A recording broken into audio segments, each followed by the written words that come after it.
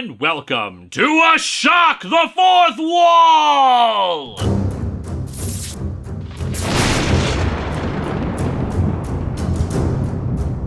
We conclude our look at the Hellraiser miniseries named after the chief monster associated with it, Pinhead. And yeah, no previously on segment. I know it's been a long while since one of those, but we've got a lot of comic to cover, and hell, do shows even still have those for me to spoof anymore? Well, we still have this part. Last time on Pinhead! Other kinds of pins in his head. Well, specifically, Pinhead, the poster child of the Cenobites, is investigating how other members of his order have started disappearing. Somehow, the forces of hell have been anticipating this, since 100 years ago they actually orchestrated the birth of a child that would build them a demonic time machine that could allow them to go back and prevent whatever force was traveling back through time to do this. Unfortunately, that dude was kinda pissed about the whole thing, so his time machine only sent Pinhead's essence back in time, which allowed him to possess his earlier forms. Yeah, many people were confused about this because the movies seemed to establish that a guy was transformed into Pinhead, not that he was a separate entity from him. Well, Hellraiser 3 seemed to imply that the Pinhead form was actually a demonic force in its own right, but needed a human host bound to it to kinda ground it so that it wasn't cackling like an idiot, spouting one-liners, making Cenobites out of CD players, and killing people at random. As such, in cowboy times and at a church in 1700s France, Pinhead fought some kind of demonic gestalt creature known as Aggregate, who's stealing various puzzle configurations throughout history for some scheme of their own. This has resulted in two of the more recurring Cenobites from the Epic Comics Hellraiser books, Balberith and Atkins, to vanish. Oh no, not Atkins, whatever shall we do without him? Truly I want to see Pinhead emerge victorious over this insidious scheme. Leaving aside the goofy nature of a Hellraiser story that hinges on time travel by way of Quantum Leap as its primary plot vehicle, so far the story has been okay overall, just with a few annoying bits here and there. Plus the overall problem that we're mostly just watching bad guys fighting other bad guys and being expected to root for one of them because they're the face of the franchise, I guess. When we left off, we were getting acquainted with an ancient Mayan version of Pinhead, so I guess we'll see how that works in this issue. Let's dig into Pinhead number 4 to 6 and see what it is Aggregate is after, and whether we should actually care about that.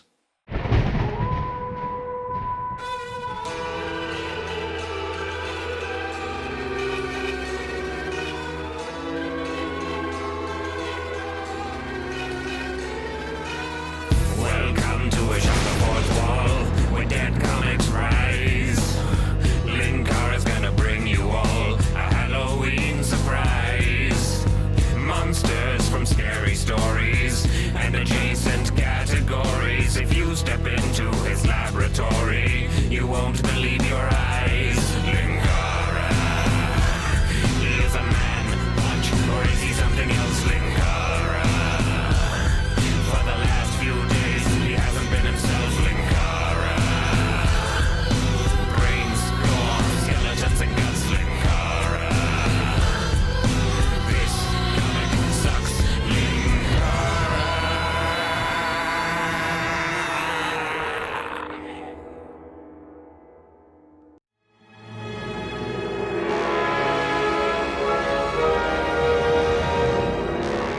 Issue 4's cover is okay, featuring Pinhead in this form, the Warrior Topek, as he was called at the end of the last issue, carrying a weapon as well as a dude's severed head. This issue, everyone's head will roll. Pinhead's, yours, and Mayan.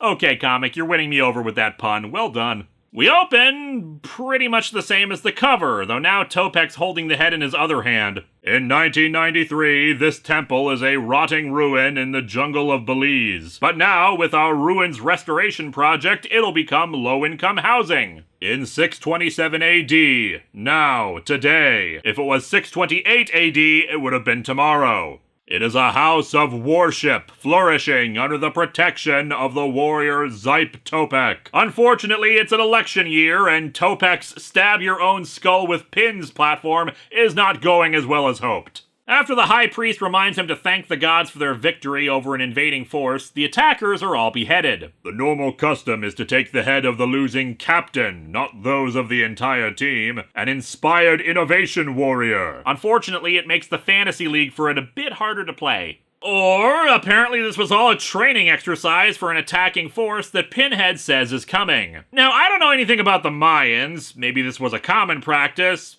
but I don't know. Seems like cutting off the heads of any of your forces undergoing training is a poor tactical decision. It's like a more extreme version of that parody motivational poster. The beheadings will continue until morale improves. The High Priest or whatever says that he's neglecting his role as religious leader of the community and wants to take up the job of handling predictions of the future so as not to confuse the people, since he hasn't seen any evidence of the incoming attack he's foretold. Pinhead says not to worry about it, and we cut to the inside of his mindscape, where, like the Monsignor, the actual Topek mind is fighting him for control of his body. Still, he does a better job of eventually convincing Topek that he's on the up and up, and about the threat to Leviathan. My body is your weapon, Self. Use it as a warrior would. Hookers and blow, gotcha. We cut over to Hell today. Wait, I thought 627 AD was now today. What time is it? The remaining other Cenobites watching over Pinhead, which is like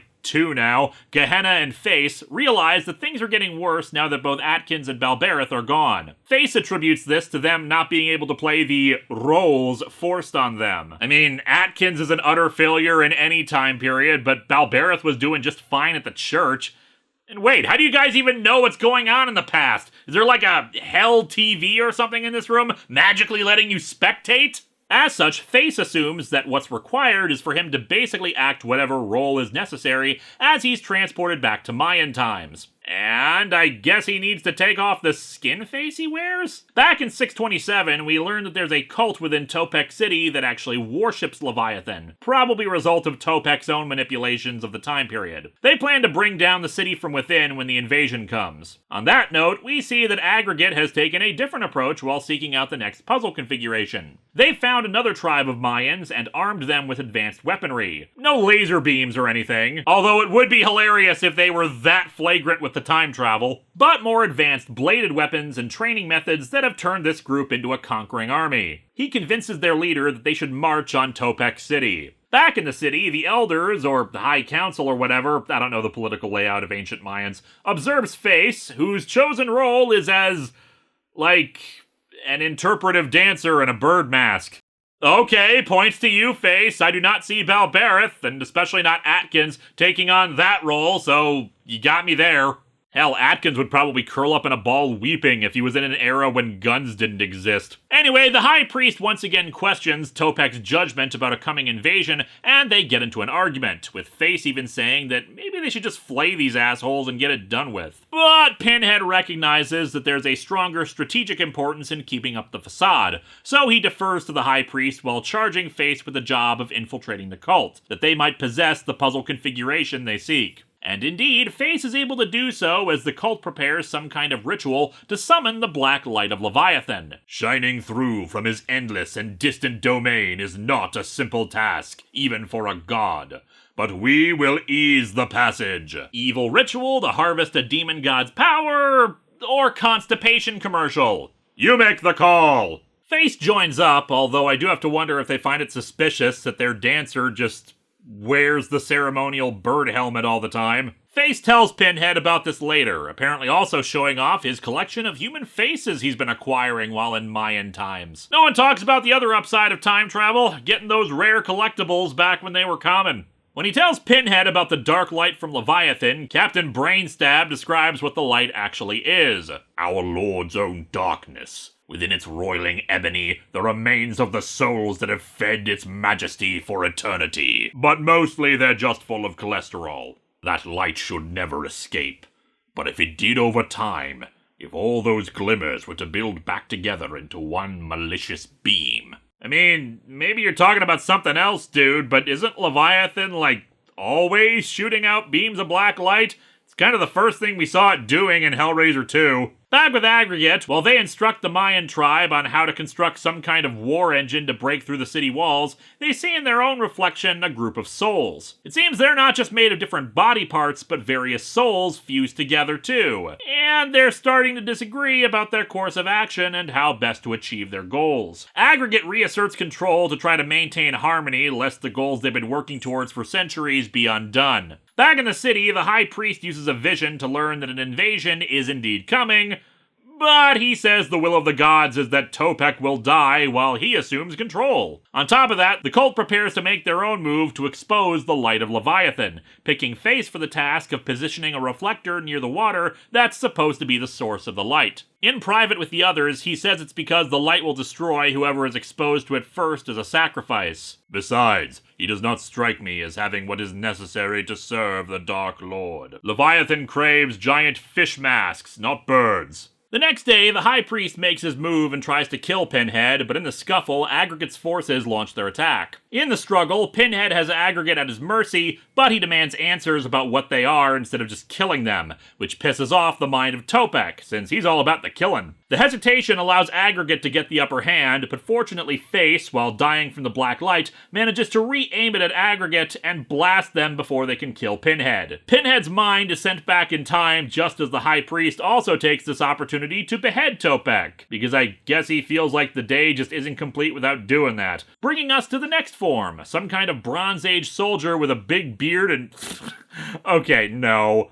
The variations on Pins is one thing, but just shoving a million tiny swords into his head is kinda silly. It looks like he's got a bunch of those tiny sword-shaped toothpicks in his head. Issue 5's cover is fine, I guess. Pinhead in this form, waving around a sword while surrounded by skulls. Gehenna's in the background, just being a skeleton engulfed by flames. Kinda reminds me of the opening cutscene from Diablo 2. We open with Pinhead in this form having sex with some woman. Nothing turns women on than looking like a blue Kratos, but with a bunch of tiny daggers stuck in your head.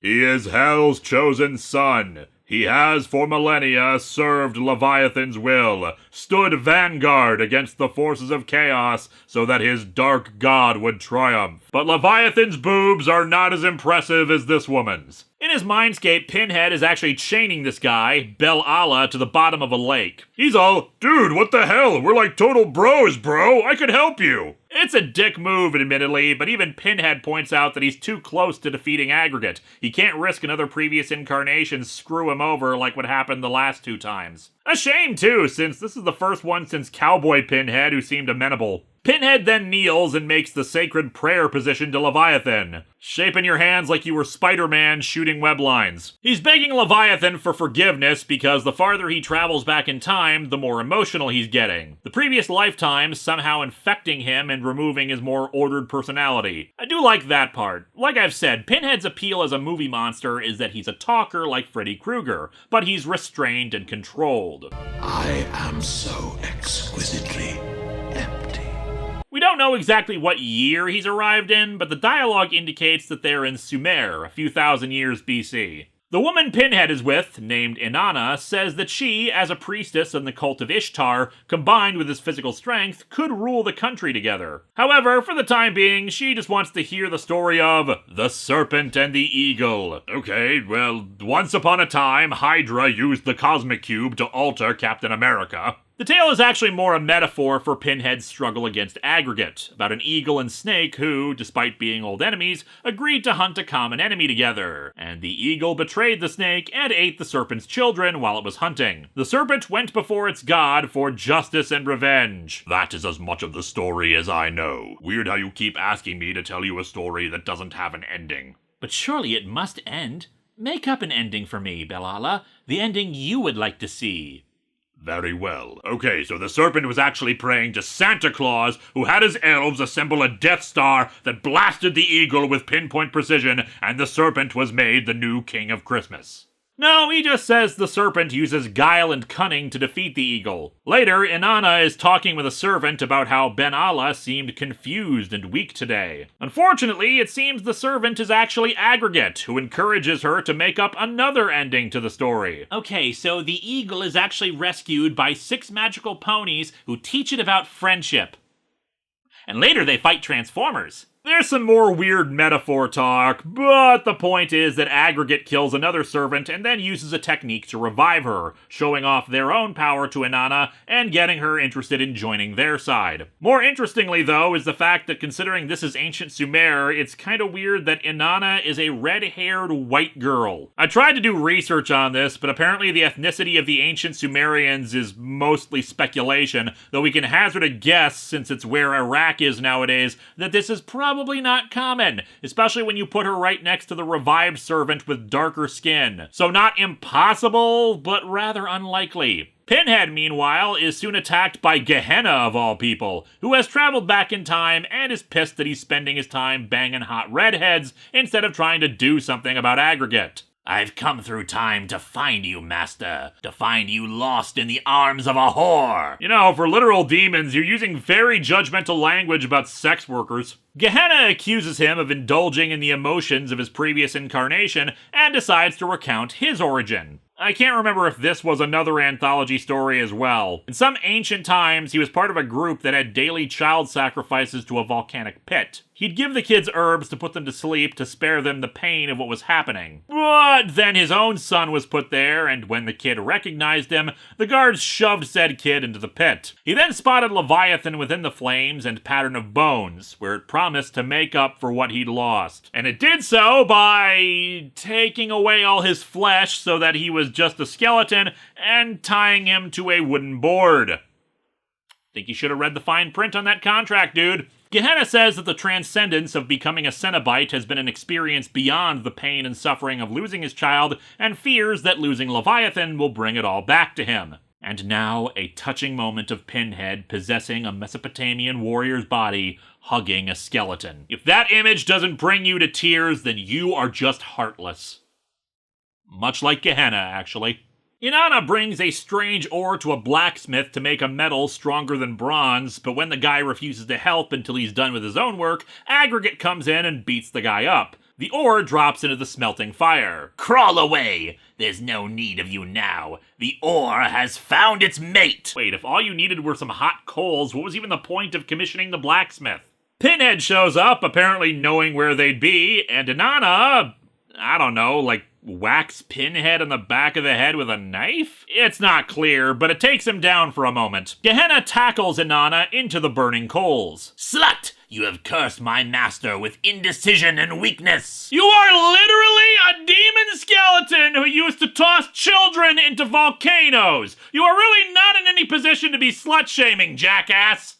Which is sad because, as I've said, damn, that's a cool design for a Cenobite. Gehenna rips out her heart and the dripping blood combines with the ore, Aggregate reshaping it into an iron dagger. This was apparently a puzzle, I guess? In any case, in the struggle, Aggregate is still able to gather enough energy to teleport back in time again. And then Pinhead, I guess, stabs himself?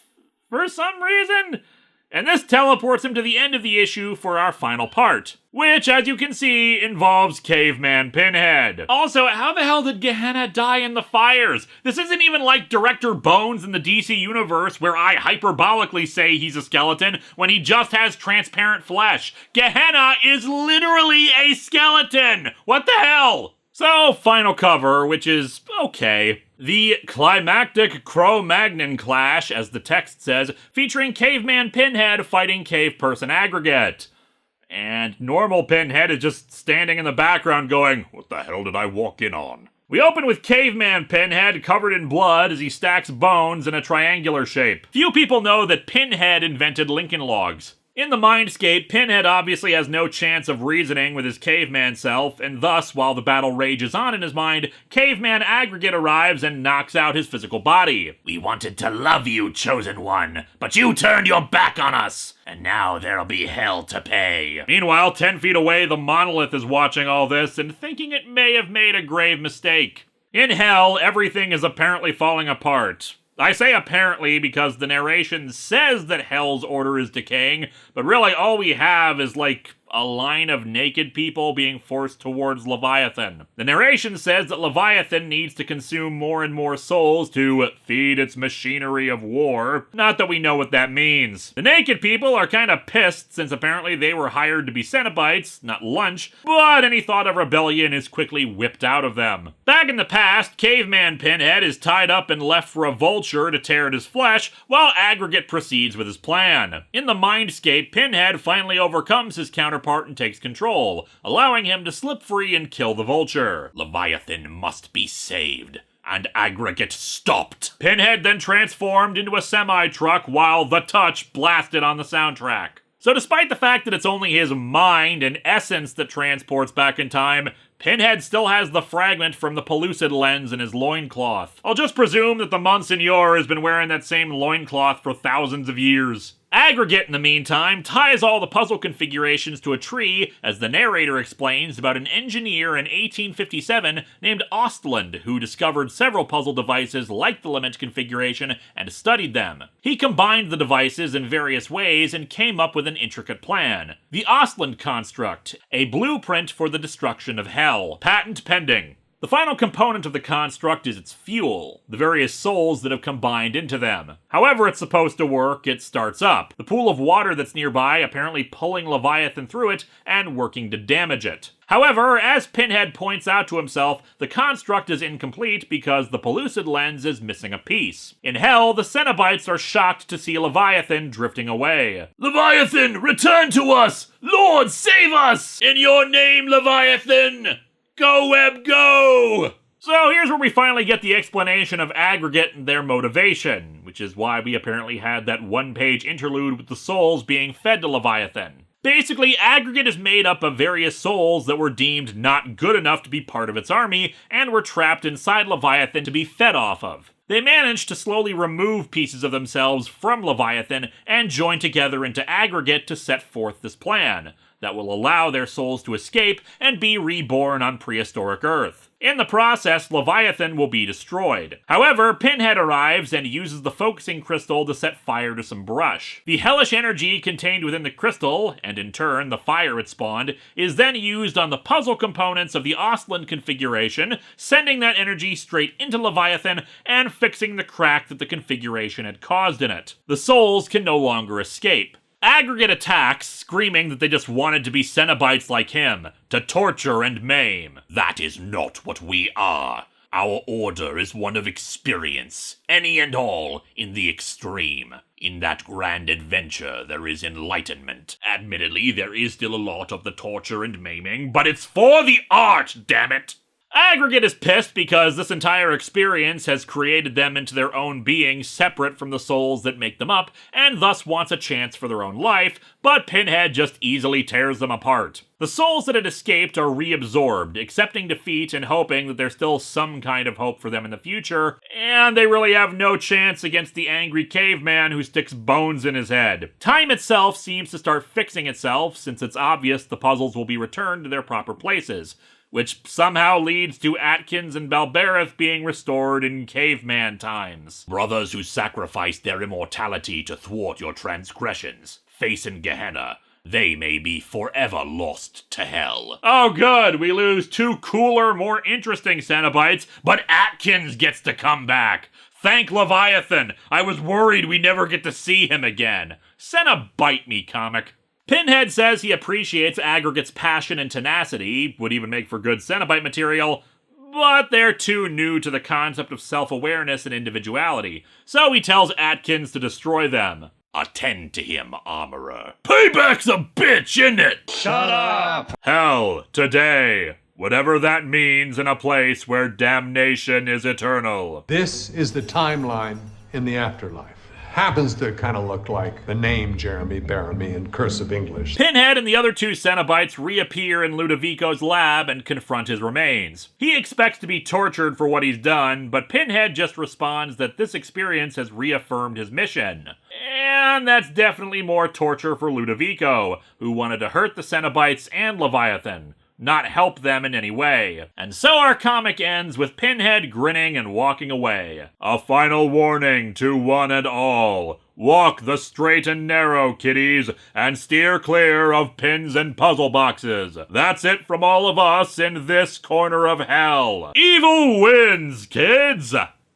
This comic is okay. Like I said last time, there aren't a lot of truly bad Hellraiser books. Really, the issues with this are more philosophical than anything else. I mean, as I said last time, this is a story where we are supposed to be rooting for the bad guys. I know it's a common complaint about slasher movies and the like, where we're in theory more into the villain than into the people they're killing, but that's usually only the case if we find the victims to be annoying or terrible in their own right. And even then, that's more of a failing of screenwriting than of the horror genre in itself. We're not supposed to be on the side of the villains in these stories.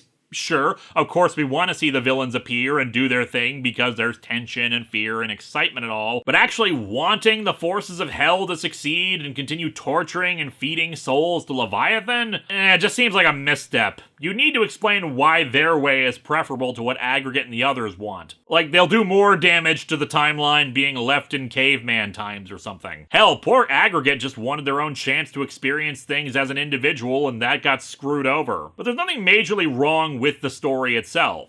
Sure, I've pointed out the weirdness of the time travel plot, but if you can get past that, we have a wide variety of characters and locations, various individuals with strong motivations, and interesting, unique dynamics for each issue that keep it from getting boring or bogged down. It's very well constructed, and the artwork for the 90s is pretty decent for most of the book. Its biggest strength is world building, expanding the philosophy of the Cenobites while showing Pinhead throughout history influencing things in ways that correlate with their mission. Sure, it's a little weird that Pinhead apparently existed in forms separate from a summoning puzzle like the Lament configuration, but I don't think there's really that much in the movie's lore to suggest that isn't possible. It's not what I come to Hellraiser for, but it's a fairly solid story in its own right. Atkins is still the worst, though. Next time, let's see how Pinhead can handle matters in a crossover of all things. It's Pinhead versus martial law.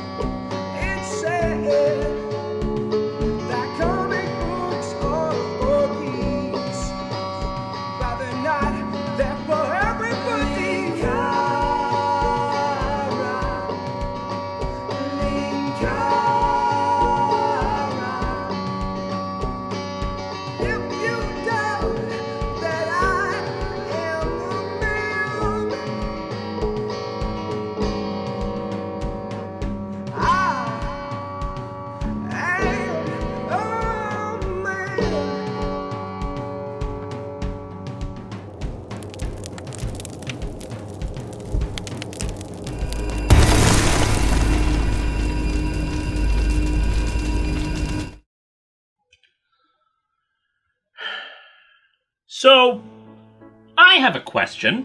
When we moved in, we dug into the historical records of this house. We studied every single document relating to the land, the neighborhood, the people in the neighborhood, the friggin' pipes and surrounding sewer system. We ran every scan within our power to do so, straining Comicron 1's power systems in the process. We went over this place with tricorders, scanning devices, various sonic screwdrivers, PKE meters, chemical swabs, changed out the locks, the carpet, and painted the walls. There were no ghosts, no specters, no poltergeists, no spooks, no ghouls except Moarte, no aliens, no dimensional tears, no temporal anomalies, no breaches in hypertime, no cultists, no demonic summonings, no secret government labs, no radiation, no previous internet critics, no robots, no energy beings seeking to understand the human. So does someone want to explain to me how exactly a random box just happened to appear here the moment we moved in?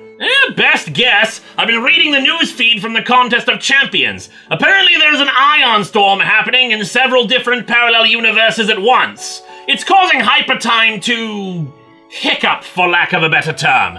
This thing very likely fell through from another universe. On us in particular? Hell of a coincidence. I mean, you do have the mime from hell doing his show right here. It's possible it's just a lightning rod for this kind of thing.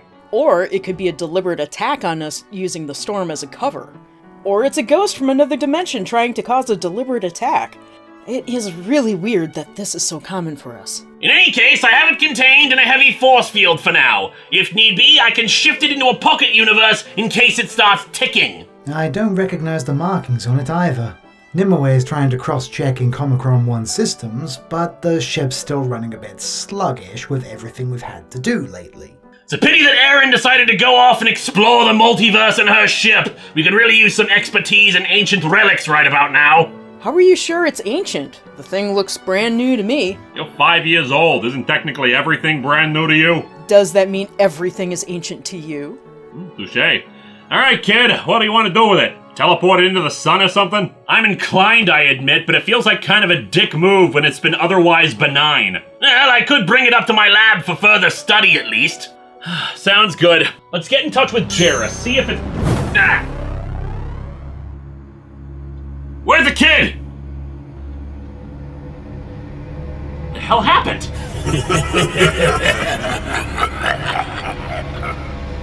Who are you? Show yourself!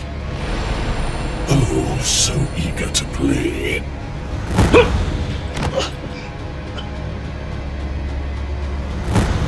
Don't worry. We have all eternity to watch you bleed.